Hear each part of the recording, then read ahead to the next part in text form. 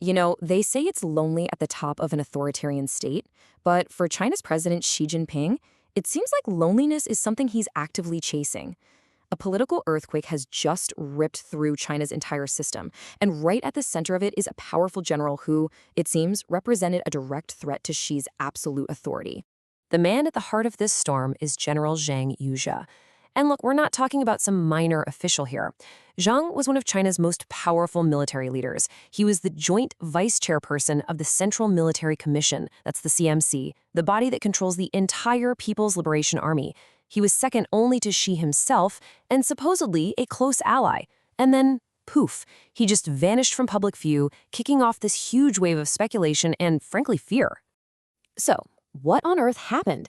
The official story, the one coming out of Beijing, points to corruption and treason. But behind the scenes, whispers of a coup are absolutely exploding as Xi moves to grab total, unquestionable control over his military. So today, we're going to dig into why. All right, so first things first, what is the official story? Let's start by unpacking the explanation that the Chinese Communist Party is putting out there. So, according to the CCP, General Zhang was taken out because of corruption. Okay, but wait, it gets way more serious than that. Officers in the People's Liberation Army have been told that Zhang leaked technical data on China's nuclear weapons directly to the United States. I mean, that's an act that would put their entire nuclear program at risk. And just to pile it on, they've also thrown in accusations of accepting bribes. Now, to a lot of people on the outside, this story sounds, well, a little hard to swallow. As journalist David Hookstead put it, it's almost fantastical. The idea that the U.S. could just flip China's #2 military guy, it definitely raises a whole lot of questions. But does that official story actually hold up when you really look at it? Let's start poking some holes in this narrative. Yeah, when you look closer, the whole thing starts to feel a bit shaky.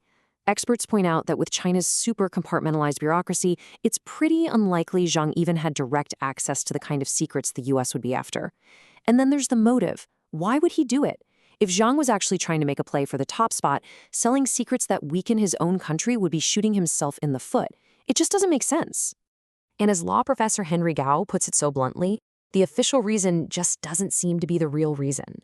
The truth is probably a lot messier than the story the CCP wants to tell. So if it wasn't about leaking secrets, what was it really about? Well, this is where we get into the far more explosive theory. That Zhang was either planning a coup against Xi, or maybe just as likely, Xi's paranoia got the best of him, and he purged Zhang to prevent one. A lot of this suspicion comes down to something you could call guilt by association. See, Zhang used to be the head of the military's equipment development department. Then he promoted his protege, a guy named Li Shangfu, to be the defense minister. But pretty soon after that, Li gets purged for corruption that happened, you guessed it, back when he was at the EDD. So the logic goes, if the student was corrupt, the mentor, Zhang, must have been in on it. It looked like Zhang was building his own little team of loyalists, which is exactly what you'd do if you were planning a coup. And you know, sometimes the biggest clues are hidden in plain sight, in the CCP's own weird jargon. An official military newspaper accused Zhang of trampling the CMC chairman responsibility system. Now, to you and me, that sounds like boring bureaucratic language. But to analysts who spend their lives decoding this stuff, this specific, weirdly phrased accusation is a flashing red light. It's code. It's not about corruption. It's about a direct challenge to Xi Jinping's personal power. Think tank director Francisco Sischi is even more direct about it. He argues that the sheer size of this purge, we're talking scores of generals, points to an attempted coup. He says Zhang's real crime wasn't spying. It was that he organized a clique. He was building his own power base, and that's something Xi just could not tolerate. And then there's this bombshell allegation, which supposedly comes from a source inside China. A former CCP official claims Zhang and his allies were, in fact, planning to mobilize troops and launch a coup against Xi, but they got betrayed by someone close to them. So look, whether it was a real plot or just Xi's paranoia running wild, the result has been the same. A swift, brutal, and dramatic move by Xi to lock down his control over the military. And Xi's response has been absolutely severe. China's entire military was placed on level 1 combat readiness. That's their highest possible alert level, usually saved for when a war is about to break out. All troop movements were frozen. Officers were forced to hand over their cell phones for inspection. Come on, these aren't the moves you make for a simple anti-corruption case. This is what you do when you fear a major internal conflict, maybe even a civil war. So after this massive purge, after getting rid of all these top generals, how many people do you think are left on this Central Military Commission, the group that runs the entire 2 million strong PLA? Just 2. And to really understand how wild this is, you have to put it in historical context. This level of consolidation is just staggering. Sure, purges have always been a tool for Chinese leaders, but this is extreme. Even Chairman Mao had a military commission with 5 members. Just back in 2022, Xi's had 6. Today, it's down to 2, Xi himself and his loyal enforcer, General He Weidong. Xi has tightened his grip on the military to a degree we have not seen in modern Chinese history. So what does this all mean for China, and really for the rest of the world? This is where we run into the great paradox of Xi's power. The first question on everyone's mind is, of course, Taiwan.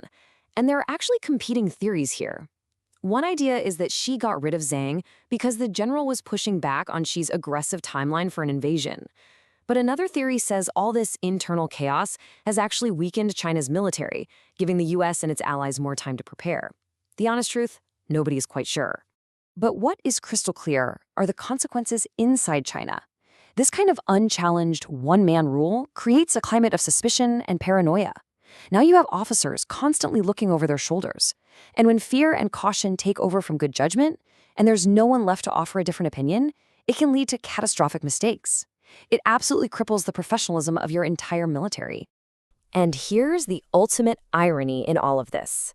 In his relentless, obsessive quest for absolute security and control, Xi has stamped out one potential threat, but in the process, he's created massive turmoil and instability in the very military he needs to project his power and achieve his goals. Which leaves us with a final chilling thought to chew on. In his drive to eliminate any possible challenge to his rule, Xi Jinping may have won this battle, sure, but has he also sown the seeds for a much larger, much more unpredictable collapse down the road? In the world of absolute power, sometimes the greatest threat is the one you create yourself.